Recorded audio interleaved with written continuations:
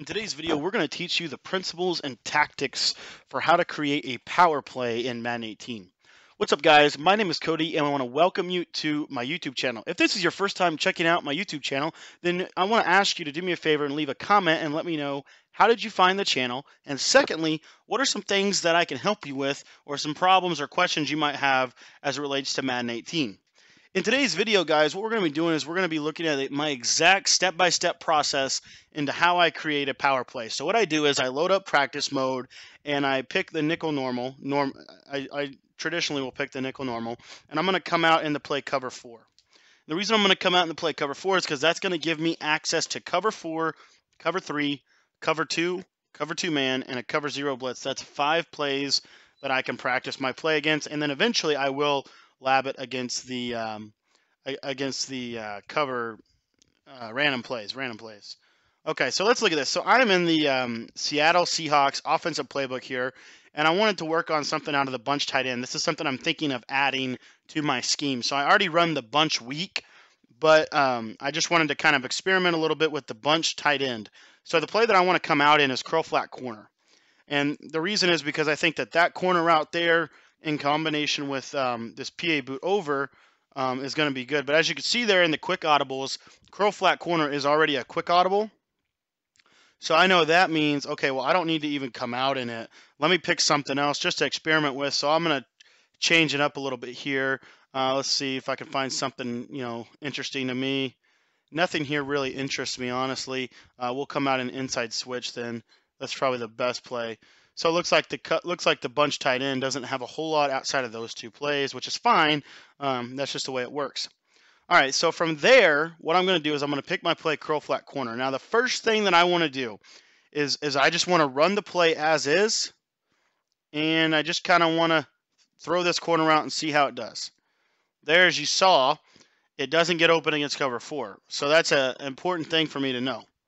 So now what I do is I'm going to go back in and look at this and ask myself essentially this question: how can I make this play as good as possible? What are the things that I can do?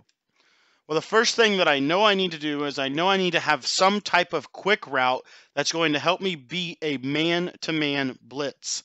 So I want to have a man beater, but I want it to get open fast enough to where I can beat man-to-man blitz. The other thing that I know that I need is a route that's going to hold the flat zone down in case they run Tampa 2. So luckily for me, that all comes from the same thing. I'm going to put Dez Bryant here on just a quick out route, a 5-yard out route, and I'm going to motion him to the right side of the screen, and I'm going to snap it, and he'll beat man-to-man. I know that because I've already practiced that. The next thing that I need to figure out is what routes go with this. What can I do? Well, what I'm going to do here is I'm going to take Ezekiel Elliott. I don't really want to put him on a wheel route, okay? The only thing that I would really want to do is I either want to put him on an out route or a streak. And I want to shrink the field a little bit so that it makes it easier for me to read it as a quarterback. So I'm going to put him on a streak route. And then I need something else. So now I'm going to put Witten on an in route, and the reason being is because he's a good quick hit against a cover 2 zone or something like that. Another thing I like doing this year is putting the tight end on a streak. I think the tight end streaks are very underrated. So you could do something like this also if you wanted to. But what I'm going to do is I'm going to do that right there. Now here's where it gets a little tricky with Terrence Williams. So Terrence Williams' route really is not necessary on this play. And if we go to the play PA boot over, you're going to see that he's on this little route here. So what that tells me is I can do some things with Terrence Williams. I don't really want him. I just don't really want him in the play right now. And the only route that he's going to be able to go on is a deep vertical.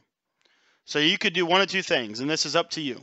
You could either put him on the deep vertical and motion Dez out, or you could put him on a slant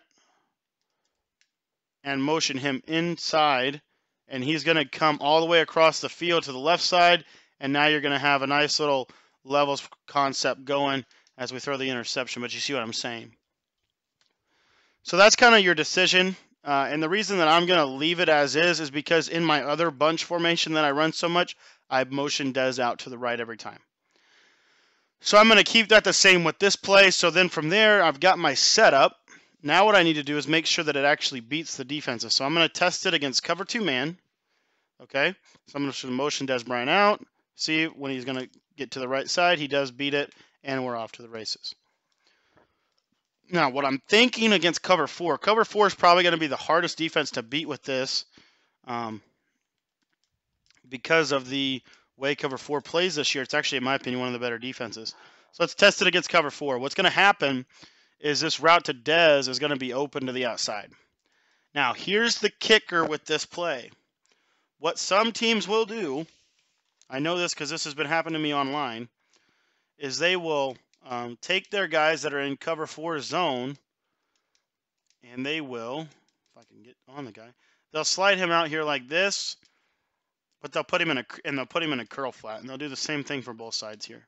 Okay, if they do this, then what's going to happen? You set the same play up exactly the same. You're going to motion Des Bryant out, and what you're going to see is they're going to kind of hang with him, but he's still going to come open on the outside. But if they do this,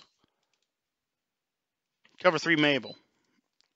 If they go cover 3 Mabel, which is what they will probably do to stop this play, then what's going to happen is motion him out, boom, and you need to figure out what's open. It's like right there, I got caught up. But what you'll do is you want to test it against cover 3 Mabel, and then when you go back into your instant replay, and you want to figure out, all right, so this is where we're at. So as you can see, you could probably fit this into Des Bryant with a very, very hard pass lead to the outside if you wanted to. From there, you come up. You see this route right here. This is where it gets a little interesting. Cover 3 Mabel, looks like Cole Beasley. You could probably down and away pass lead that.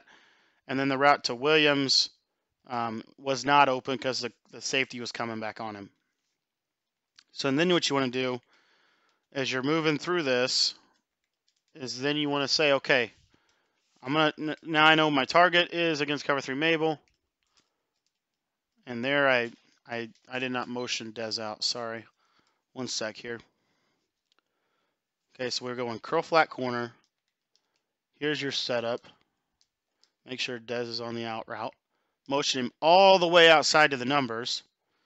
And you should be able to hit Cole Beasley with a down and away pass lead. But as you can see there, if they're in a deep third, like a cover 4, it makes it where it's a little bit more difficult to hit that route to Cole Beasley. So what you've got to do is you've got to be very, very careful about your timing. So step up, step up, step up, step up, down and away. And now it's getting sacked. As you can see, it takes a long time for this play to develop, and that's one of the Achilles heels of it. And that's why it's something that's, again, you're going to look to all these quick routes. What I'm trying to show you is this route to Beasley is more of a late developing route, but down and away. There it is. Okay. So right there. And what you're really going to run this against, though, guys, is this is going to be a targeted play to run against cover 2. All the other routes are going to come open against cover 3, cover 4. The route to triangle is really meant to do that right there. Split the cover 2. Okay?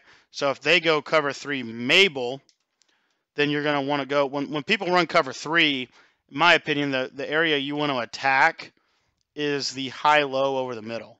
So this high-low between Ezekiel Elliott, Jason Witten, and Terrence Williams, the crossing route to Jason Witten is going to be really good for you. So that's why you've got to think about all these things as you go through to it. Now, the key to the biggest, most important part to this anyways, though, is that you can call PA boot here. And what you're going to do is you're going to put Witten on a streak. You're going to put Ezekiel Elliott on an out route. And then you're going to motion Des Bryant to the right side of the screen. And then we're going to take Terrence Williams. I don't like him on that crossing route. Some people do, but you see there that the biggest key to your power play, though, is to have a counter play that looks very, very similar to it so that it can work off one another. But anyways, guys, that's how I would create a power play in Madden 18. And here's a nice little bonus play for you from the Seattle Seahawks playbook. Anyways, guys, I want to thank you for watching. And for those of you guys that are more interested in taking your offensive game to the next level, I want to encourage you to check out my ebooks in the description. I have an offense and a defensive guide. And also be sure to check out how you can get them 50% off. That video is in the description. We show you how to get the guides for 50% off. So check that out. And we will see you guys.